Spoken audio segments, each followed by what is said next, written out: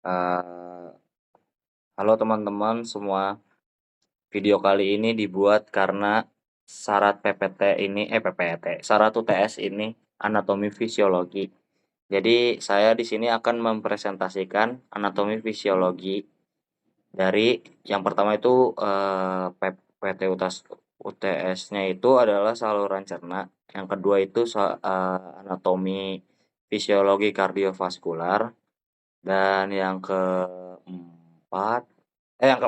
ketiga itu ada anatomi fisiologi pernapasan. Jadi yang pertama kita mulai dulu dari anatomi saluran pencernaan.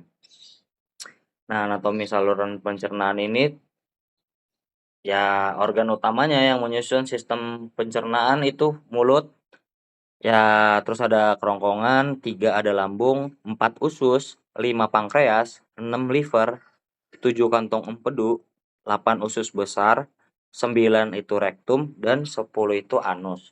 Jadi yang pertama kita mulai dulu rongga mulut. Rongga mulut atau istilah bahasa latinnya itu cavitas oris. Nah, cavitas oris ini terletak di inferior cavitanis nasi. Nah, cavitas oris ini terbagi menjadi 2 region, yaitu arcus dentalis dan dentalis superior dan arcus dental inferior. Nah, arcus dentalis ini dibentuk oleh gigi atau dentes. Nah, karena itu namanya dentalis, jadi itu dentes, katanya gigi atau gigi. Nah, dan tulang-tulang alveolar ini itu disebutnya alveolaras. Nah, dua region itu adalah vestibulum oris dan cavitas oris propria. Nah, fungsinya adalah sebagai pintu masuk sistemnya digestoria yang terlibat dalam proses awal makanan. Nah, yang kedua itu untuk memanipulasi suara yang dihasilkan laring sehingga dapat bicara. Jadi kalau dia nggak punya mulut, dia nggak bakal bisa ngomong. Karena fungsi kavitasnya ini terganggu. Jadi dia nggak punya kemampuan untuk berbicara. Jadi dia gitu doang dia. Nah, yang kayak itu untuk bernapas karena pernapasan juga bisa melalui mulut. Nah, cavitas oris ini terbentuk dari 3 struktur. Yang pertama itu oris, diafragma oris yang terbentuk dari mylohyoideus. Mylohyoideus itu yang terletak superior dari diafragma oris. Yang ketiga itu ada lingua yang terletak dari superior dan geniolus. Nah, lingua itu adalah organ yang berotot. Nah, ini lingua ini lidah, Bos, yang terbentuk sebagai dasar cavitas oritis yang sebagai dinding orpari. Nah, paring nih, lanjut kita ke paring. Nah, paring ini atau yang disebut dengan tenggorokan atau kerongkongan. Nah, paring ini terdiri dari nasa cavity, nasofaring, orofaring, oral cavity, larynx, dan trakea. Jadi yang ini bisa dilihat di gambarnya, ini nasal cavities. Sebenarnya ini organ pernapasan karena dia satu bagian dari faring atau laring. Ada nasonya, nasofaring, dan ini ada orofaring. Jadi di sini adalah hypopoparingnya ini yang tempat buat dia dari oral di sini masuk ke laring ini, baru masuk ke trakea. Nah, ventriculus ini adalah lambung. Jadi setelah habis di paring itu atau di trakea, masuknya itu ke ventriculus, gaster atau lambung. Nah, ventriculus ini merupakan organ traktus ginektrolis yang paling berdialasi seperti huruf J. Nah, ini huruf J nih kan, hurufnya J. Tapi tergantung sih dari mana sudutnya. Cuman kalau dari sudut secara organnya ya memang huruf J.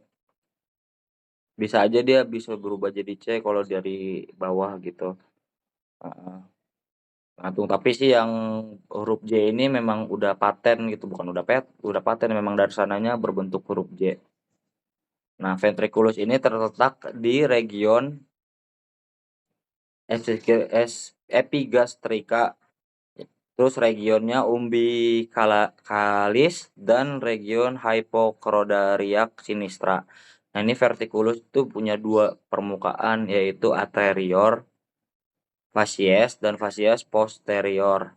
atau inferior.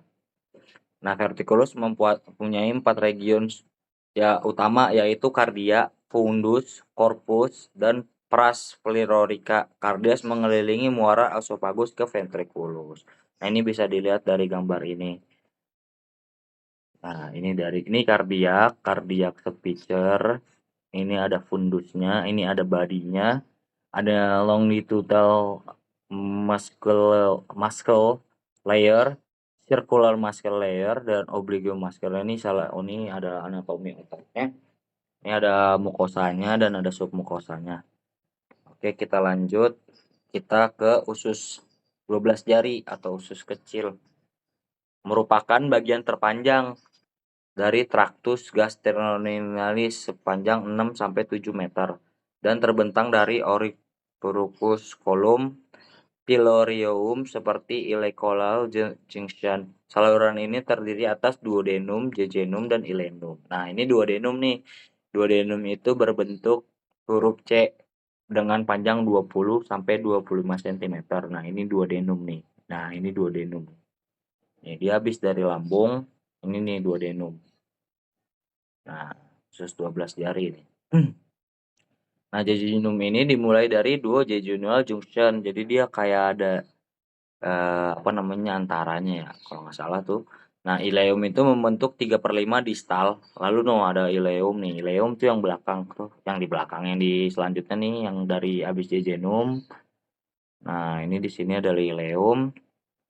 Terletak 3/5 distal isteum. Tenue terletak sebagian besar kuadran kanan bawah. Nah, lanjut kita ke anatomi kardiovaskular. Nah, sistem kardiovaskular ini adalah organ siklus darah yang terdiri dari jantung, komponennya darah, dan pembuluh darah yang berfungsi memberikan dan mengalirkan suplai oksigen dan nutrisi ke seluruh tubuh. Nah, ini kita bahas tentang jantung.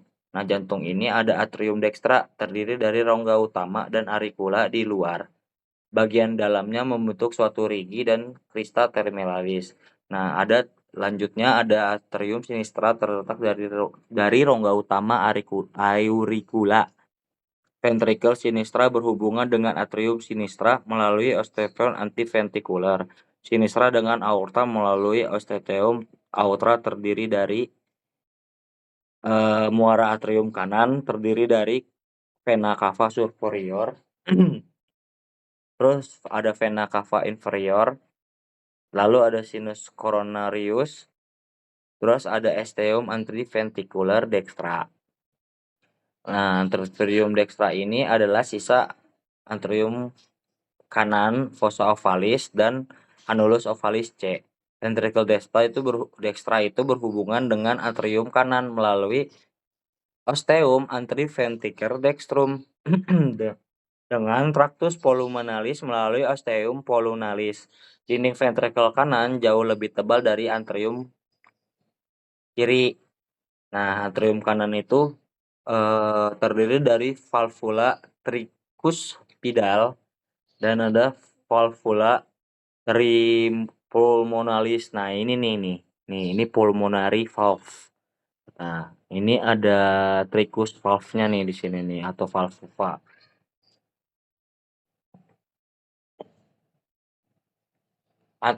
Nah, lanjut ada antrium sinistra dan ventricle sinistra.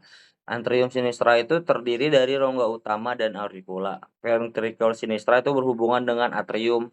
Nah, sinistra melalui osteum antiventricular sinistra dengan aorta melalui osteoteum yang terdiri dari valvula mitralis dan semingulunaris. Mana nih? Nah, ini nih. Aortic, ini bahasa Latinnya atau bahasa Inggrisnya. Ini ada mitralis atau mitralis. Nah, ini bagian ini. Nih. Dia ada di kiri dia. Oke. Nah, ini fungsinya fisiologi jantungnya itu sifatnya ritmitas atau otomatis secara potensional berkontraksi tanpa ada rangsangan dari luar. Nah, yang kedua itu mengikuti hukum gagal atau tuntas. Impuls dilepaskan sebagai ampang rangsangan otot, maka seluruh jantung akan berkontraksi maksimal. Nah, tidak dapat berkontraksi tektonik. Nah, yang terakhir itu kekuatan kontraksinya dipengaruhi panjang awal otot. Nah, metabolismenya seperti otot rangka, otot jantung juga menggunakan energi kimia yang berkonsentrasi untuk berkontraksi. Energi terutama berasal dari metabolisme asam lemak dalam jumlah yang lebih kecil dari metabolisme zat gizi terutama laktat dan glukos. Proses metabolisme itu jantung itu merupakan metabolisme aerobik yang membutuhkan oksigen. Lanjut kita ke anatomi pernapasan. Anatomi pernapasan tubuh manusia itu terdiri atas hidung, faring, trakea, bronkus, dan bronkiolius dan sisanya paru-paru. Bukan sisanya, emang ada ya. Ya. Rongga hidung ini pertama nih. Diaphragm nasalis. Organ dari luar akan masuk lewat rongga hidung. Nah, rongga hidung ini berlapis selaput lendir, di dalamnya terdapat kelenjar minyak atau disebut kelenjar sebasea dan kelenjar keringat, kelenjar sudifolia. Nah, ini dari nasal nih. Masuknya dari nasal atau dari oral sih sebenarnya bisa udaranya. Nah, di sini tuh ada selaput lendir itu minyak tuh sebasea. Nah, dan di sini ada kelenjar keringatnya juga, jadi dia fungsinya itu menyaring juga udara yang masuk. Menyaring debu dan segala macam. Lalu ada faring atau tenggorokan. Udara dari rongga hidung masuk ke faring merupakan percabangan dua saluran dari saluran pernapasan nasofaring atau orofaring pada bagian belakang. Pada belakang faring posterior terdapat laring atau tekak, tempat terletak pita suara atau pita vokalis. Maksud masuknya udara melalui faring akan menyebabkan pita suara bergetar. Nah, di sini nih pita suara kalau nggak salah di sini nih epilobilotis ini nih. Iya ya, mungkin. Oke, next lanjut. Batang tenggorokan. Nah, ini ada trakea. Nah, ini trakea nih anatominya di sini, jadi dia di antara bronkus dan larynx. Jadi tenggorokan itu berupa pipa panjang sekitar 10 cm. Nah, dia itu terletak di bagian rongga dada. Dinding tenggorokan ini tipis dan kaku, dikelilingi 4 cincin tulang rawan. Dan pada bagian dalam rongga itu ada bersilia. Nah, silia-silia ini yang menyaring lagi benda-benda asing yang masuk ke saluran.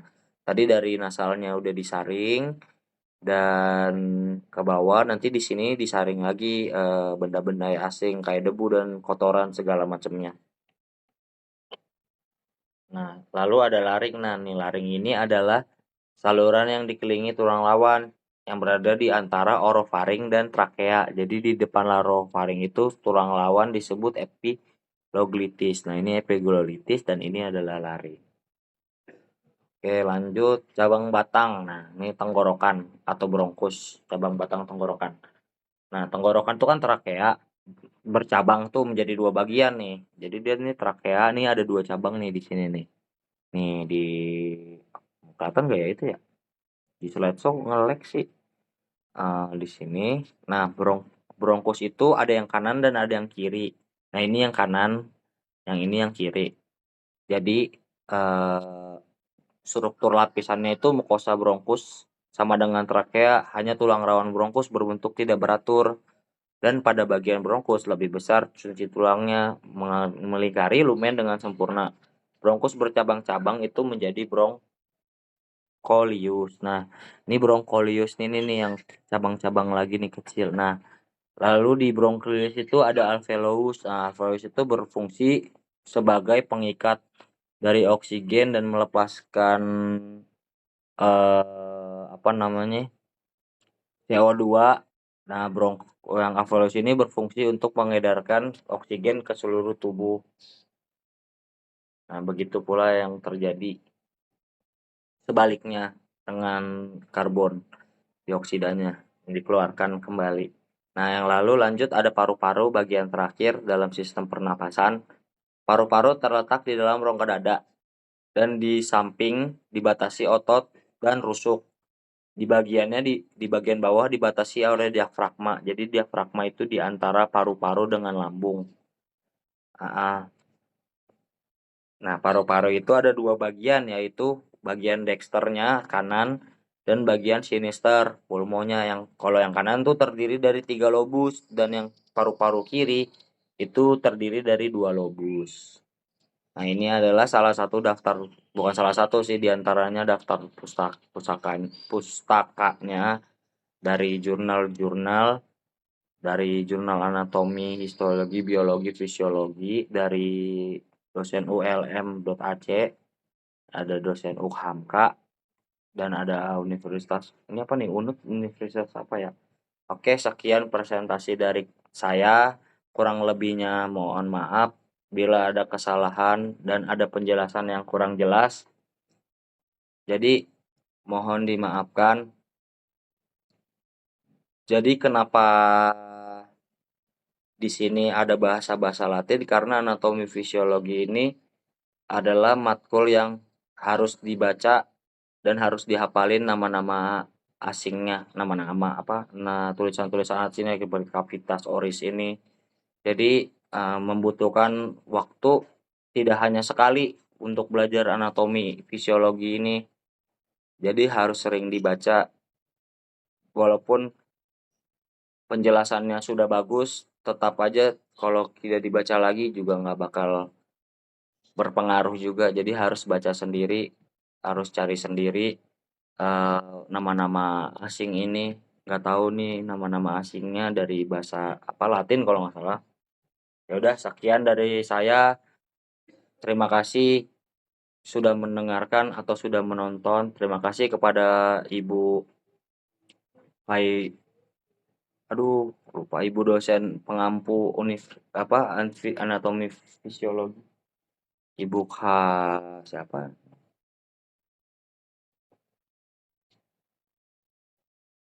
Nah, udah. Ya udah, terima kasih sudah mengizinkan saya presentasi dengan PPT yang seadanya. Terima kasih.